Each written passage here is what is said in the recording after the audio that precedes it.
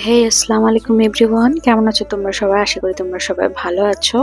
আজকে আমি আমার আফ্রিকান লাইফস্টাইলের একটা ছোট্ট মিনি ব্লগ নিয়ে চলে এসেছি তোমাদের সামনে। আজকে হলো ছুটির দিন আর আমরা দুজনে একটু বেরিয়ে পড়েছি ঘুরতে। আর এই ব্লগটা হলো ওই ক্রিসমাসের ছুটির সময়ের।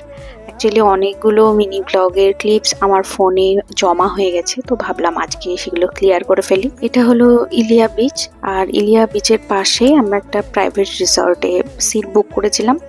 আর সেখানে বসে আমরা আর কি আজকে সমুদ্রের মজা নিচ্ছিলাম। অ্যাকচুয়ালি আমরা আঙ্গোলাতে যে এরিয়াতে থাকি সেখান থেকে মোটামুটি 30-40 মিনিট এগিয়ে গেলেই আমরা বিচ পাই, এবং বিভিন্ন রকম সুন্দর সুন্দর রিসর্ট আছে। তারা সুন্দর সুন্দরভাবে বিচের সাইডগুলো সুন্দর করে সাজিয়ে গুছিয়ে রাখে এবং আমরা সেখানে গিয়ে বসে একটু এনজয় করি, এই আর কি। ছুটির দিনে একটু চারিদিকে ঘুরতে বেশ ভালোই লাগে।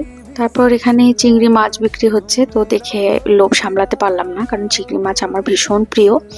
তো এখান থেকে কিছু চিংড়ি মাছ নিয়ে নিলাম, আর চিংড়ি মাছটা খুব ভালো ছিল, একদম পুরো টাটকা। এখানে বসে থাকতে থাকতে বেশ কিছু জিনিস আসলো, এগুলো সব তালপাতা দিয়ে বানানো ঝুড়ি টুড়ি এইসব আর কি। তো দূর থেকে বেশি ভালো লাগছিল।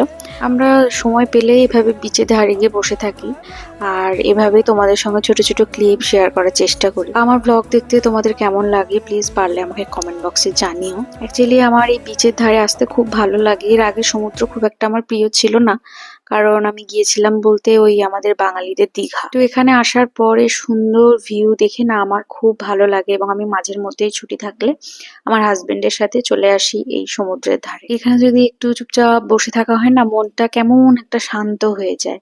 যার জন্য আমি কোনো কোনো সময় যখন বাড়ির জন্য খুব বেশি মন খারাপ করে, তখন এই বিচের ধারে এসে চুপচাপ বসে থাকি। আমার হাজবেন্ডকে বলি যে চলো, আমাকে নিয়ে চলো, ভালো লাগছে না, মনটা কেমন একটা উতলা হয়ে যাচ্ছে।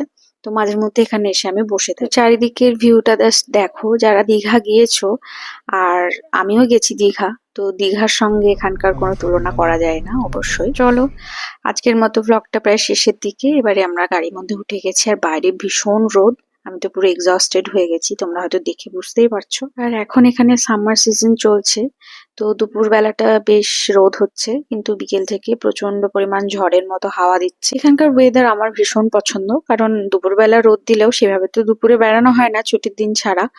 আর বিকেল থেকে এত সুন্দর হাওয়া দেয়, আর আমাদের ঘরের সামনে যে বেলকনিটা আছে সেখানে থাকতে খুবই ভালো লাগে। তো চলো, ব্লগটা আজকে ঠিক এতটুকু। আবার নতুন কোনো ব্লগে নতুন ভাবে দেখা হবে। ততক্ষণের জন্য সবাই ভালো থেকো, সুস্থ থেকো, টাটা।